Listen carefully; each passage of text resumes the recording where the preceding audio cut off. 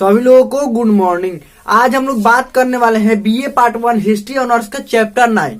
Chapter 9 का हम लोग सब्जेक्टिव क्वेश्चन देख रहे थे और सब्जेक्टिव क्वेश्चन में भाग 2 तक बहुत अच्छा से देख लिए थे। अब ये है भाग 3। भाग 3 के बाद अब और एक है इसका सब्जेक्टिव क्वेश्चन, और एक है इसके बाद ये सब्जेक्टिव क्वेश्चन पूरी तरह से कंप्लीट हो जाएगा, जिसके बाद हम इसका मॉडल सेट देंगे। और मॉडल सेट कहाँ देते हैं? मॉडल सेट ये टेलीग्राम ग्रुप में, और जिसका लिंक जो है टेलीग्राम ग्रुप का लिंक डिस्क्रिप्शन में दिया गया, वहां से आप टेलीग्राम ग्रुप ज्वाइन कर सकते हैं और मॉडल सेट बिल्कुल फ्री रहता है।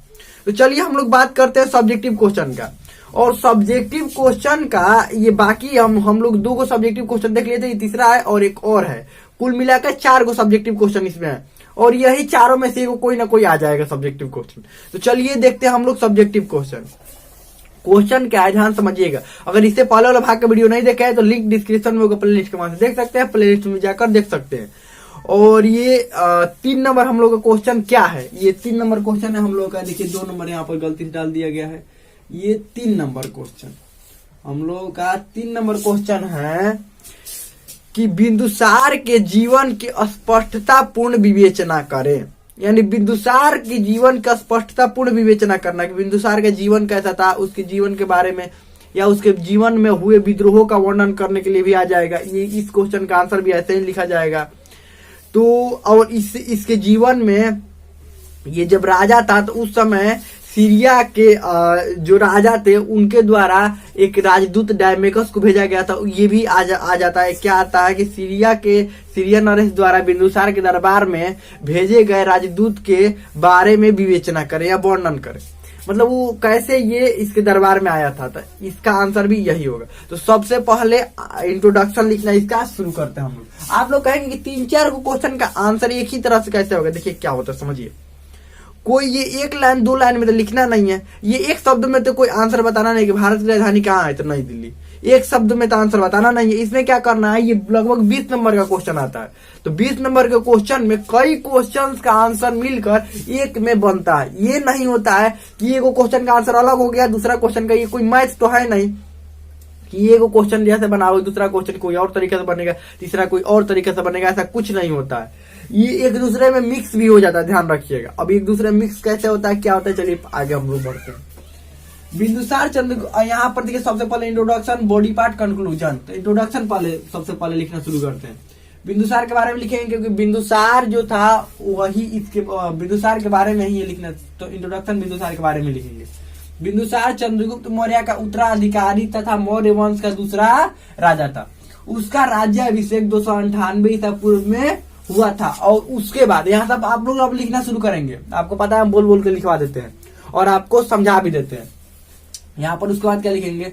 उसके बाद वह मगध की राजगद्दी पर बैठा। अंतिम समय में, बैठा के बाद लिखेंगे अंतिम समय में चंद्रगुप्त मौर्य ने अपना राजपद का त्याग करके अपने बेटे को राजा बनाया। और चंद्रगुप्त मौर्य जैन धर्म ग्रहण करके चंद्रगुप्त मौर्य ने जैन धर्म ग्रहण कर लिया, अपने बेटे को राजा बनाकर, और खुद जैन धर्म ग्रहण कर लिया। इतना लिख लिए। अब उसके बाद यहाँ पर लिखेंगे कुछ अन्य स्रोत से जानकारी लिखकर अंडरलाइन डैश करेंगे। इतना हो गया इंट्रोडक्शन। इंट्रोडक्शन बस उतना ही चाहिए जितना की जरूरत हुई, नहीं कि पूरा इंट्रोडक्शन है भर दीजिए और एग्जामिनर को चेक करने में दिक्कत हो। इसीलिए इंट्रोडक्शन बस उतना ही लिखा जाता है जितना की जरूरत हो। अब चलिए यहाँ पर क्या लिखे? कुछ अन्य स्रोत से जानकारी। कुछ अन्य स्रोत, अब किसके बारे में जानकारी यहाँ पर लिख सकते हैं? कुछ अन्य स्रोत से बिंदुसार के बारे में जानकारी, कुछ अन्य स्रोत से जानकारी। यहाँ पर आप लिखना शुरू करेंगे, अंडरलाइन डैश कर देना। यहाँ पर लिखना कुछ अन्य स्रोतों से भी, यहाँ से लिखेंगे कुछ अन्य स्रोतों से भी बिंदुसार के बारे में जानकारी मिलती है। बिंदुसार का एक अन्य नाम अमित्रघात भी मिलता है, जिसका अर्थ होता है शत्रु विनाशक। इसके बचपन के बारे में ज्यादा कुछ जानकारी नहीं मिल पाता है, लेकिन दिव्य दान से ये पता चलता है कि इसके सर पर एक काला टीका होने की वजह से इसका नाम बिंदुसार पड़ गया। इसके सर पर काला टीका होने से इसका नाम बिंदुसार पड़ गया। बस इसमें खत्म हो गया। अब इसमें लिखेंगे चाणक्य द्वारा पद का त्याग, अंडरलाइन डैश कर देंगे। अब इसमें आप लिखना शुरू करेंगे। जब चंद्रगुप्त मौर्य, जब यहां से क्या लिखेंगे, जब चंद्रगुप्त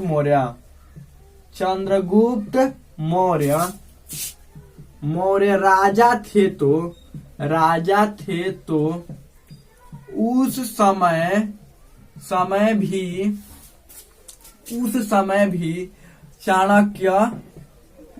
भी चाणक्य प्रधान मंत्री थे। और जब उनका बेटा बिंदुसार राजा बना तो उसके प्रधानमंत्री भी चाणक्य ही थे।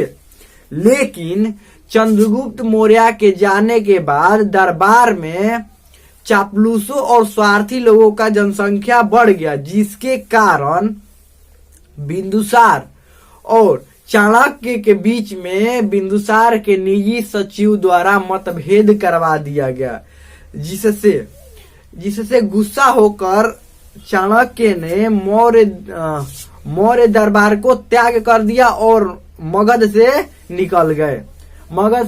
लेकिन बाद में इस बात का बिंदुसार को पछतावा हुआ और चंद्रगुप्त चाणक्य को मनाने के लिए चाणक्य के पास गया, लेकिन चाणक्य मगध वापस नहीं लौटा। इससे ये पता चलता है कि बिंदुसार के दरबार में स्वार्थी लोगों की संख्या बढ़ने लगी थी। यहाँ पर हो गया। अब उसके बाद सीरिया के राजदूत का आगमन, क्या लिखेंगे, सीरिया के राजदूत का आगमन। यहाँ से लिखेंगे, जिस तरह चंद्रगुप्त मौर्य के समय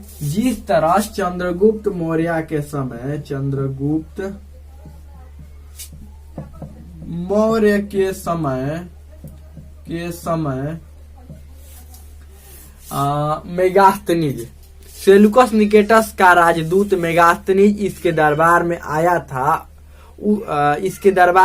उसी तरह बिंदुसार के समय भी सीरिया के राजा एंटियोकस, जो हम बोल रहे हैं वो सब लिखते जाइए। राजा एंटियोकस द्वारा बिंदुसार के दरबार में एक राजदूत भेजा गया जिसका नाम डायमेकस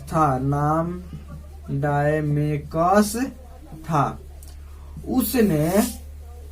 उसने पूरे मौर्य साम्राज्य का भ्रमण किया और उसके बाद बिंदुसार के दरबार में रहने लगा। बिंदुसार ने डायमेकस से पूछा कि तुम्हारे यहाँ कौन सी ऐसी चीज है जिनको प्रसिद्धि माना जाता है, यानी कि जो प्रसिद्ध है, तुम्हारे यहाँ कौन सी ऐसी चीज है जो कि प्रसिद्ध है। तो डायमेकस ने ये कहा कि अपने यहाँ का वर्णन करने लगा। डायमेकस एक दार्शनिक था जो अपने सीरिया का वर्णन विस्तार से किया, जिससे प्रभावित होकर बिंदुसार ने सीरिया नरेश एंटियोकस से 3 चीजें मांगी, जिसमें पहला था सूखी अंजीर, दूसरा था दार्शनिक और तीसरा था मीठी शराब।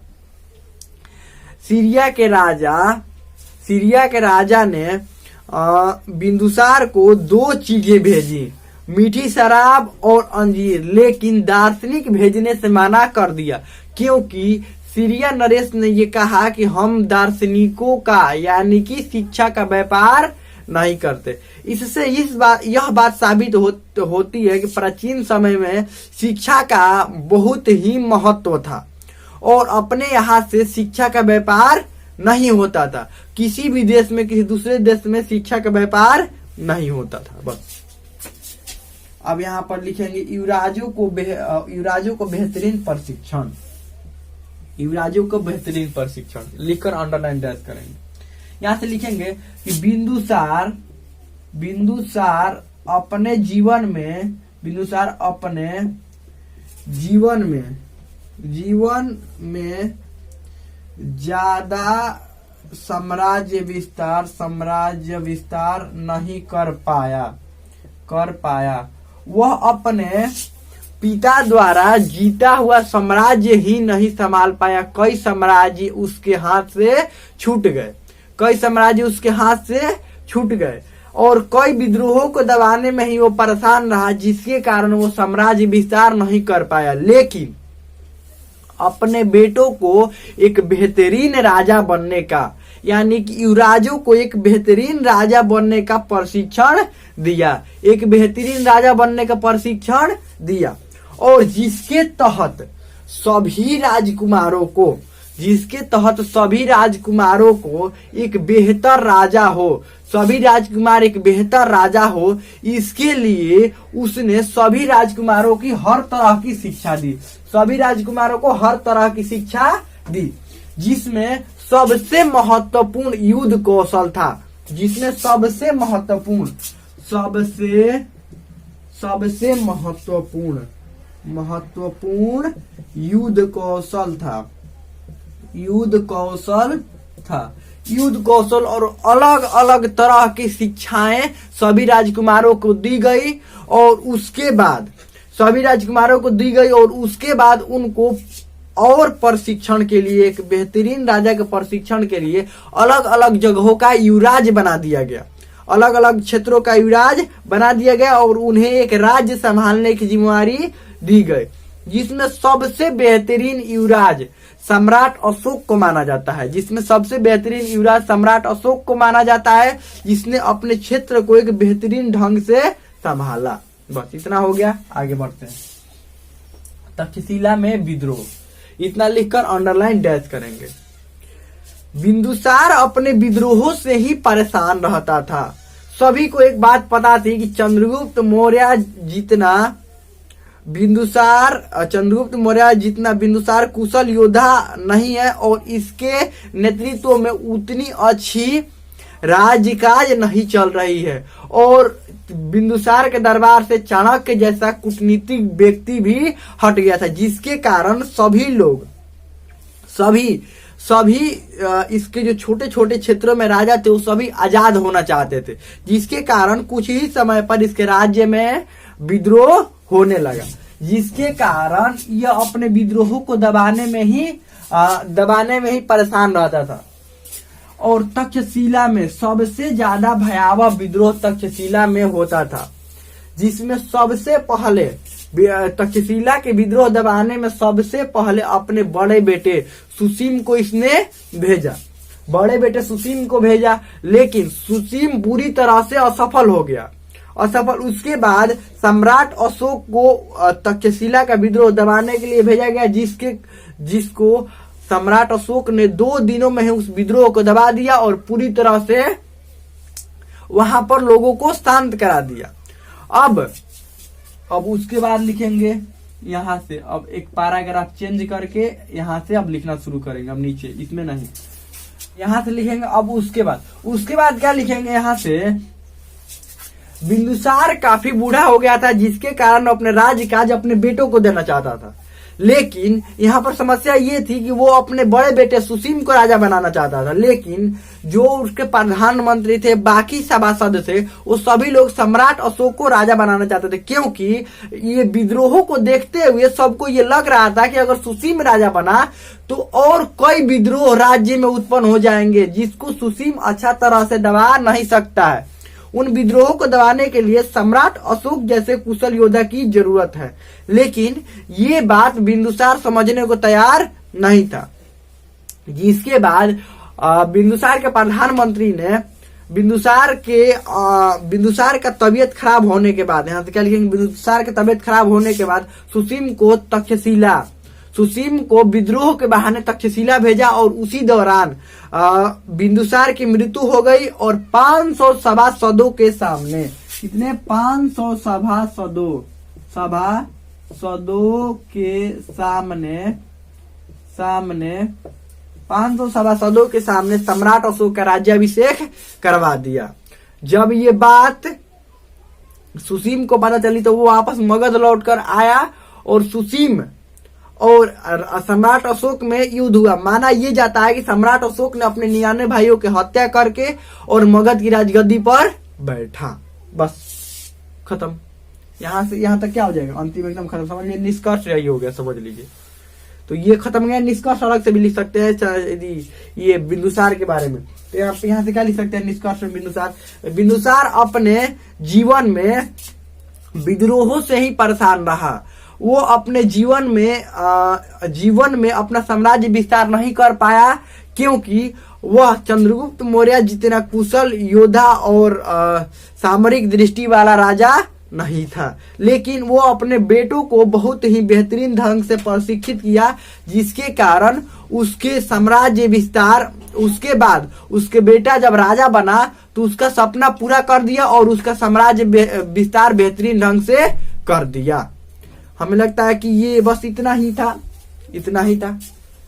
इतना समझ में आ गया होगा और ये अच्छा तरीके से आपको याद हो गया होगा। नोट्स बढ़िया से बना लीजिएगा। हमें लगता है बहुत अच्छे समझ में आ गया होगा। इसमें कोई भी डाउट हो, कोई भी क्वेश्चन हो, आप कमेंट में पूछ सकते हैं। हमें लगता है समझ में आ गया होगा।